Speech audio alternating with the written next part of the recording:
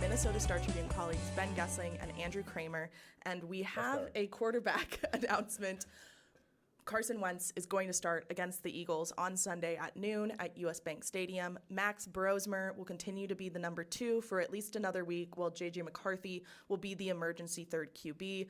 Ben, what stood out to you about how Kevin O'Connell explained this decision and what he kind of said he saw from these guys throughout the practice week? Yeah, I mean, it seemed like this was the way it was going to go, and we've seen Wentz working out the way he has. I mean, McCarthy said Wednesday that he's not 100% yet, which is, fairly obvious that he's not going to go back out there and start. O'Connell did say that he feels like McCarthy could do enough that they wouldn't need to go get, Cam Akers to be the emergency third quarterback. I think if they end up in that situation, he feels like McCarthy is healthy enough to play, which I guess then leads to the question, why not have him be the starter or, possibly the number 2? I think when you're talking about an emergency quarterback situation, you're figuring you're not probably getting to that point very often. I mean, I think the percentage of the time where you would find yourself in that situation is not very high. But, yeah, it seems like there's been progress from the week. McCarthy being able to do what he did, got some reps with the starters, got some reps with the scout team. So, we'll see where this goes. My guess would still be Detroit. If Wentz, if they are in a position for McCarthy to be back in that spot, I would think it's more likely there than the Chargers. But we'll see how the weekend goes. And it's how Wentz plays, how he comes out of this is the other piece of it. Yeah, that's a huge piece of it. And O'Connell did reiterate that J.J. McCarthy is not fully healthy yet. Obviously, was limited throughout practices this week. Still, while Carson was a full participant through that left shoulder injury. And then McCarthy being listed questionable, but it sounds like the expectation is he'll still be the emergency guy because you can be so while you're inactive. Snapping to Carson Wentz will be Blake Brandel, who Kevin O'Connell did say won the competition at center this week. Andrew, I know you had your eye on who was doing snaps throughout the week, and that was pretty much what we'd seen all week. Yeah, with Blake snapping to Carson at the start of every practice, and just with O'Connell saying on Wednesday that he had earned some looks this week at that position. It's impressed his teammates, his offensive line teammates who have seen this guy around for 5-6 years, for him to jump in there and now be that guy. And they're going to need a 6'7" guy in front of Jordan Davis, Jalen Carter. That's basically the strength of the Eagles' defense. So I wasn't too shocked at this. This seemed to be what we kind of expected. Yeah, and he played well enough against the Browns that, against another strong defensive line, another strong pass rush, that when they had that going from that game, it seems like it makes sense to keep the continuity going. In this one, we don't get the Cam Jurgens versus Michael Jurgens matchup, necessarily the center rivalry. I don't know that we care about that. It's not exactly Jason and Travis Kelce, but no. We could have had that. So apologies to Chris Thomason. There's no angle there for that game. If he was still on the beat, he would have been all over that. But it will be Blake Brandel, which I think makes a lot of sense. Donovan Jackson, also no injury status. So they should have, really the only question on the offensive line would appear to be Brian O'Neill, who is questionable going into the game. I think you chatted with him afterwards. It sounds like he'll wear a brace if he needed to play with it, right? Yeah, and Brian had mentioned that this is a situation where he said it's been described to me as a true game-time decision with the MCL sprain. He missed one game, but it's been 2 weeks, obviously, since that injury in Dublin. And he said it's not a pain tolerance thing. It's actually more of a functionality thing of, is my leg going to let me go out there and do my job with it being currently injured the way that it is? So he's not fully healthy, but if he has a chance to play through it, he says that he will play on Sunday. But Justin School got a lot of reps as well at right tackle this week, so he would be the guy to go in there and replace Brian if needed. What else? Jonathan Grenard and Van Ginkel. Yeah, Van Ginkel is the only player that they've ruled out for Sunday. I don't think we're surprised by that. He did return in a limited fashion to practice this week, but he's missed a month plus and has barely played this season. So it sounded like they're getting to a more positive place in terms of his recovery. Ben, you asked a little bit in detail about that. Yeah, Kevin O'Connell said they had second opinions, looked at extra resources, as he put it, to see if he's ready to go. And the fact that he got through a whole week of practice, I think, is probably, that seems to be a step that this group wants players to take most of the time before you see them come back from something like this, is how do they get through a full week of practice? So when we get to these spots where it's, is this guy going to come back or not, it seems like that's probably a good question we can all be asking, is has he cleared that threshold? And if not, the answer is probably no, they're not going to come back. So it seems like we are moving in the right direction there. The question there will be next week with a short week, the Thursday night game with the Chargers, is he back for that one? Again, that may be one where the Lions game after the mini bye makes a little more sense. We'll have to see with that one, how it goes next week. And Jonathan Grenard has no injury status, correct? After Yep. a hamstring injury midweek here, so he seems to be good to go as well. And then Blake Cashman and Tyler Batty are both also questionable as well. Kevin O'Connell noted that that is more of a procedural thing than due to their actual health, because I believe Blake was full all 3 days this week, but both those guys are in their 21-day practice windows returning from injured reserve, and so there has to be roster moves made to accommodate them being able to play and be active on Sunday. So we'll see what those end up being, whether both of those guys go or whether it's just Blake or one or the other. But they seemed both in good spots. And if there's anything we forgot, because there's a lot of injuries, we'll have it all on the paper. Just go check the print edition if you're into that sort of thing, or the website, whatever. If we forgot anything, we'll have it covered for you somewhere else. That's all I think we have in terms of newsy stuff off of today. We have some listener questions. I'm going to get our little guide going back up here. Oh, no. Turned off. I didn't account for that. Let's start with this one from Ralph M. on X. This is a good quarterback question. O'Connell has said organizations fail young QBs more than the other way around. With the talk of JJ's mechanics being less than crisp, is that part of why they are slow rolling the return from the ankle injury? If the mechanics were sound, could he play? But they're using this to refine everything? I think there's some of that going on, yeah. I mean, I think some of it, the mechanics and the injury have a little bit to do with one another, because some of this has been, I mean, you hear O'Connell talk about it. He said it again this week. Base, balance, and body position is the theme you hear from him over and over and over. And I apologize to people who are tired of hearing about quarterback mechanics, but when you're talking to a head coach that has been a quarterback's coach, you're going to hear about quarterback mechanics. So some of what I think they've seen with McCarthy is he throwing from a solid base where he can deliver the ball with accuracy, with timing, with precision, with power. I mean, you've seen moments of that you watch his back leg kind of whip out sometimes when he's following through. It's probably an indication of he's rotating his hips pretty hard. And you see balls where, I went back and watched some of this week, where the ball is kind of tailing off of where you want it to go. It's no different than if you pull a foul ball too far to left field. It seems like it's a lot of those same things. So I think they are trying to refine it, but part of the reason you have to do it with the injury too is that it's his back foot. So when he's planting to drive through, you have to be able to trust where that foot is at. How much can you move it? How does it feel when you put it in a certain position? And then, when he's scrambling, one of the things O'Connell mentioned too is if you're scrambling, you have to get back to the point where you're still throwing from a balanced position. He's made a lot of off-balance throws in his career, and I think has leaned on that at times in his career, but they still want those things to be an exception rather than the rule. And there have been some times in those first couple games where it's like you can see the mechanics are probably a little too cowboy for Kevin O'Connell's liking. Yeah, and going back to, I think it was after the Bengals game, Wentz's first start, it stood out to how often O'Connell referenced staying grounded, and Carson, I think he said, using the ground as his friend as a quarterback. And you could read through it, but he's since said, too, about McCarthy, like you're mentioning, about McCarthy not doing that as well. And it being a high ankle sprain, I would have to imagine, as they've talked about, it affecting that as well. But it's been 4 practices now this week, including the bonus session on Monday, and limited practices at that, not full. So, yes, I think the practice time that O'Connell keeps talking about has to be a factor. Yeah, I think you're going to see them try to get him through a full week where it's not in this limited fashion before you could see him going back out there, which is what makes me think that, barring something we don't expect at this point, that Carson Wentz would be pretty likely to be out there next Thursday night against the Chargers as well. Apologies to Amazon for your J.J. McCarthy faces his college coach storylines in that case, but, what can you do? I think the other big thing here, right, that has maybe gotten lost a little in the past couple of weeks is this is someone that they've committed to as an organization for the future. Yeah. And if you rush him back early now and something happens, then it becomes you're thinking about things larger than this season potentially. And so I think that's some of the maybe larger context that has gotten lost in wanting this guy to play now, which from a fan perspective, I understand. You want to see your young QB that resources have been given to play.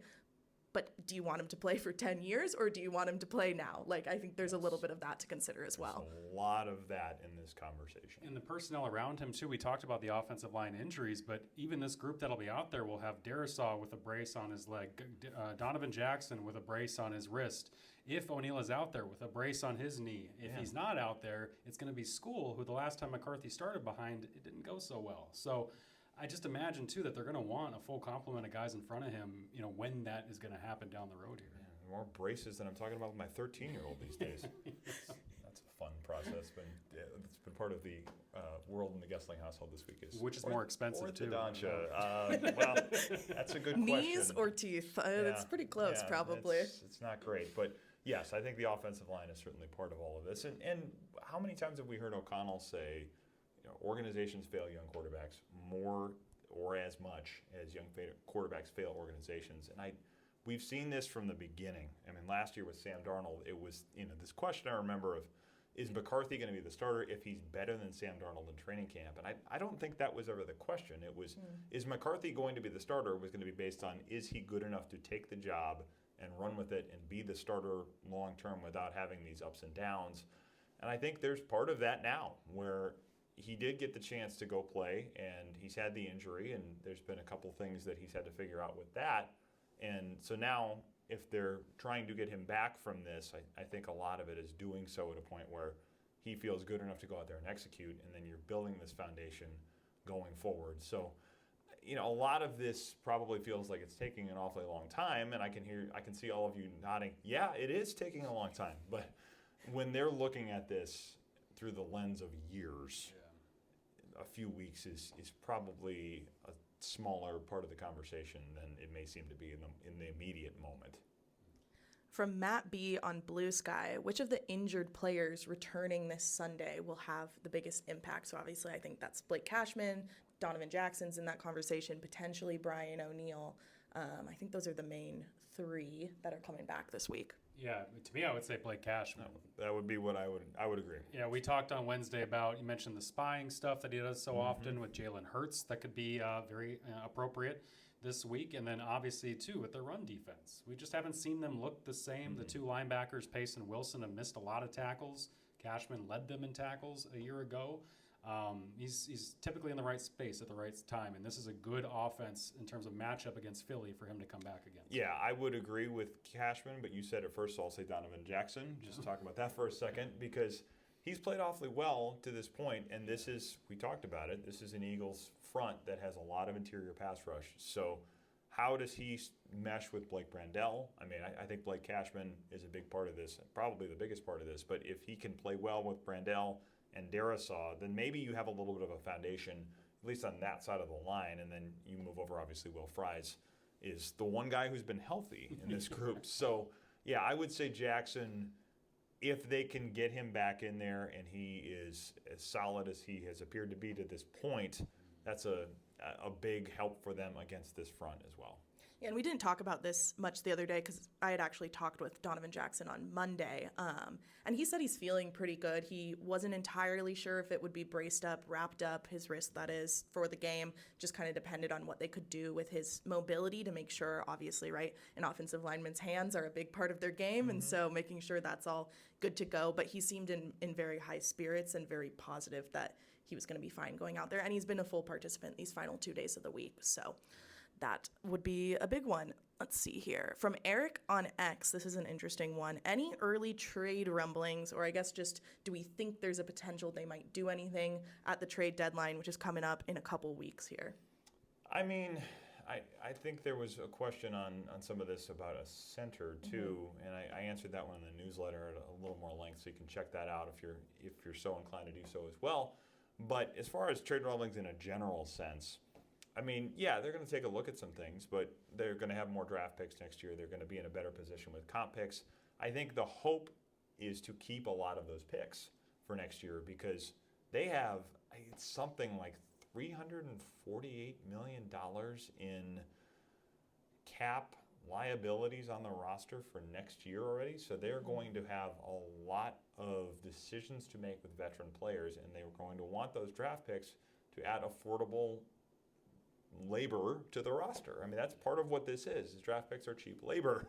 So I think if they find something they like, yes, they're going to look at it, but there will be a little bit of a preference towards probably pieces that could be around for more than a year, pieces that may have a long-term future here, like you saw with T.J. Hawkinson a few years ago. And I also would not be surprised if they said, let's keep the second-round pick. Let's keep, some of these extra, keep the third. And, when you're talking about some of the comp picks that are going to come in, they'll have some other picks in the top 100, but I think they want to keep as many of those as they can because they do need impactful young players who are on rookie contracts. Yeah, we've seen them be really aggressive when the season warrants it, right? I mean, that's the other piece. And Hawkinson was a move not only for that great 2022 season, but obviously beyond, as you talk about. Robinson, Cam last year was just for replacing Darisaw for that run.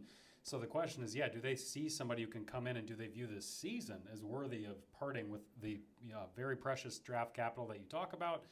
And whether or not this team feels like it's going anywhere. Yeah. They're 3-2, and they're going to learn here in these next couple games against Philly and the Chargers just how ready they are to compete with some of the better teams in football. So that trade deadline is after the Lions game, I believe, right? Okay. Yeah, November 4th. Yeah, so they've got basically 3 that are going to be pretty telling, like you're saying. Yeah, it really is. So I will be interested to see, because we know they're going to be in the market. We know they'll be listening and asking questions, but whether or not they pull the trigger on it's going to be largely hinge on whether or not they think it's going to help them right now. Yeah, this is the NFL trade deadline is becoming more active, so it does become a little more like baseball, where it's are you a buyer, are you a seller, and these next 3 are going to have a lot to say about which one of those camps they fall in. And I can't even think now, just thinking off the top of my head, not that I've thought about this before, but what would they even sell? I mean, is there a guy, not to say there isn't, but there might be somebody they might want to part with if they think they can acquire more draft capital if, let's say, they lose these next 2 games. Or even in the sense of, I suppose you could frame it as, are you a buyer or are you not? I mean, we could talk about it that way, too. It doesn't have to be necessarily selling, I suppose, too. But, they could, maybe there's depth in a spot where they think about it. But, it seems more likely of just the question of, are you adding or are you saying we're good? They already did it with Harrison Phillips. Right. That's what I was going to say. Like how much does the fact that they already went through some of that at the beginning of the season impact how likely they are to do it now? I'm giving up on the screen. I'll paraphrase our final one from Pablo on Blue Sky, which is a fun one. He is coming to his first Vikings game at US Bank Stadium for the Christmas Day game and asked for some early tips. He's coming from Mexico City. Early tips on braving the cold. Braving the cold. Oh, don't ask anybody in the New England media who came out here for Super Bowl in 2018 because none of them could do it, and they all hated it and swore they'd never come back. I thought it was cold in New England. I thought they were tough. That's what I thought too, but I guess not. It's not the same cold. Bundle up. Layers. Layers is always the thing you hear about in Minnesota, and players who come here from warm climates often talk about not even having a good winter coat. Yeah. Like a lot of them get here and just like, I need to buy a coat. And Adam Thielen or whomever will be like, yeah, buddy, you kind of do. Well, that's the only tip I got. It's funny you mention it because I moved out to D.C. to cover baseball my wife and I were like 25. Mm-hmm. So moved out there and had all the winter stuff. This is kind of the reverse of that. We had winter coats that stayed in the closet for 4 years because it doesn't get that cold. Yeah. When we're talking winter coat, we do not mean just like a pea coat or something. We're talking heavy artillery. I mean, the parka with the lining on the inside. And see, I had never owned a real winter coat like that growing up in Seattle because it doesn't often get that cold in Seattle. And then going to college in Missouri where we got a little bit more snow but wasn't consistently very cold and rarely ever like cold enough where you'd want to stay inside. Yeah. And so when I moved first, obviously out to Syracuse, where it is very snowy, it's not quite as cold as it is here, but it's very snowy. Yes, a long coat that goes below your knees, that is covering the lower half of your body is very crucial. And also, this one's a bit gross, but if it's cold enough, you want your face covered because otherwise the snot and everything moving around in your face, you'll feel it. It's really gross. Yeah. When I go out and run in that stuff, I have the face shield on for all that. The shiesties? You're wearing a shiesty? Yeah. Alan Page does. Yeah. Is that what we call them? That's what they call them. I remember. We talked about this. The kids these days. Yeah. Balaclavas or ski mask. There's so many names for them.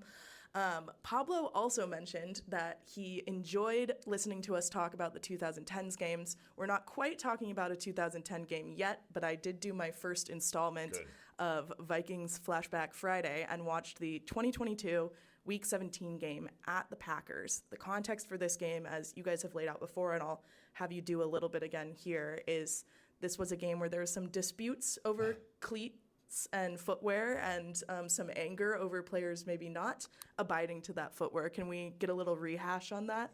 Foot and shoe conversation on this I know. podcast this week. Okay, so they had beaten the Giants the week before on Christmas Eve. Greg Joseph hits a 61-yarder at the buzzer, and I think they're still in position at this point, possibly to have home field battling, I think, the Eagles and probably the 49ers for this, because they ended up as the third seed. It was the Niners. But the loss to the Packers that they sustained in this game was kind of what took them out of the running for it. It's a New Year's Day game, I think, or thereabouts. And it was a 3:25 game. They had played in Lambeau Field the year before on a Sunday night, I think. Shout out Kellen Mond. Sorry, you catching strays. That game didn't go well. That game did not go well. That was the game that Kirk this Cousins, one of course, didn't really either. Neither of these went well. But they were playing Sunday night in Green Bay, and then the year after this, it's a 3:25. So they're out for warm-ups. It's a little warmer is why I bring this up, because it was a cold night in 2021 in Green Bay. Not quite as cold in 2022, so you have players out there in their normal cleats for warm-ups. Well, as happens, after a 3:25 game starts, the sun goes down, the field gets colder, and then people start slipping all over the place, including Justin Jefferson, who had a couple of those early in the game where Jair Alexander had his own way of letting him know about it. Yes. Gritty. There was a lot of defensive grittying in this game. Yes. So Justin Jefferson, of course, ends up winning NFL Offensive Player of the Year. But Jair Alexander got the better of him on that day. The Vikings lose the game. Kevin O'Connell was pretty upset afterwards. And one of the points he brought up is they just played last year here in a cold weather game almost on the same day. How do people not have a better sense of the cleats to wear? And we're talking about the 7-stud cleats, of course, that have more studs on the bottom. They're a little longer. They grab into the turf. Screw in. Yes. And then Brian O'Neill in that game gets hurt at Lambeau Field, ends up with an avulsion fracture in his heel. So the next year, we fast forward to 2023. I think it's a late October game at Lambeau Field. Everybody all week is saying, bring your 7-stud cleats. Kirk Cousins wears the 7-stud cleats in that game. And then, of course, when he was dropping back, I think it was in the fourth quarter, his cleat grabs, his Achilles ruptures, and he didn't play another play for the Vikings ever again. And that cleat grabbing was part of why, at least he thought, that the injury happened.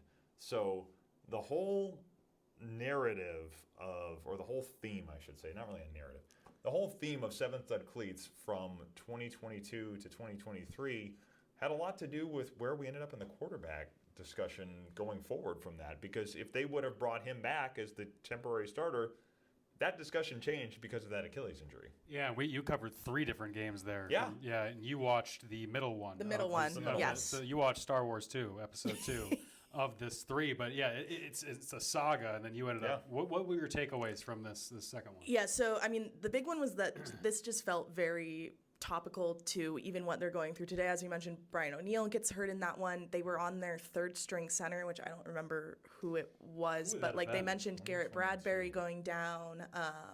Yeah, he had a bunch of. Was that the year he had the car accident? Yeah, probably. But Yeah. It might have been the back injury that knocked him out that year. Yeah. But they had the line issues, some of the run defense stuff. I mean, Aaron Jones, I think, had a 100-yard game, I believe, that game, obviously playing for the Packers.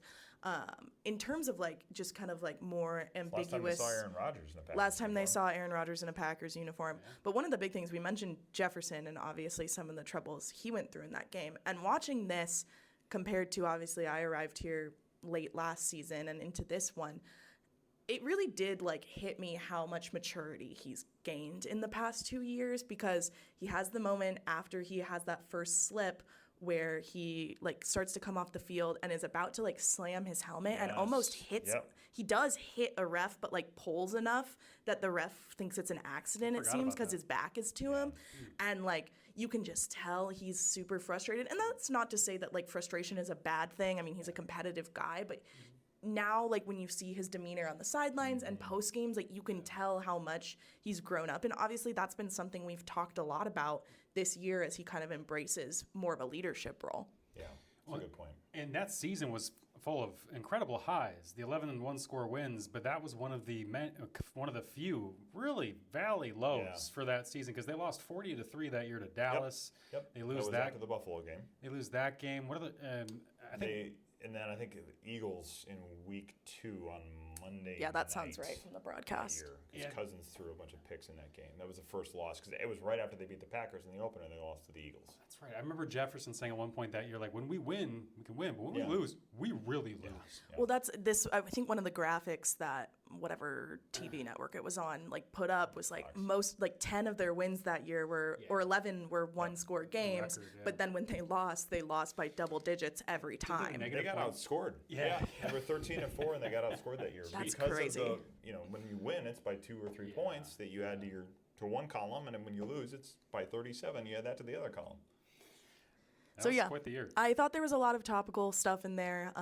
Obviously, getting the background on the 7 studs was interesting because, as we've mentioned before, there's a lot of weeks you go into the locker room and the first thing you see is the little whiteboard that they have that says, pack your 7 stud cleats or pack whatever cleats you need. See it in a month when they go to Lambeau, I'm sure. As I mentioned to you guys earlier as we were waiting for Kevin O'Connell, though, it was one of those games where I was like, if I had just watched a cut-up of it, it would have been very boring. I fear like a lot of it was in the narrative of the game and the things that happened in between, like obviously Jefferson having to change his shoes and all of that stuff, and some of the things that were not necessarily between the lines. But it was a good starting watch, I think. And I don't remember what is next. Are you I think working it's backward yeah. Freeman anniversary is next week. Well, I already watched that one.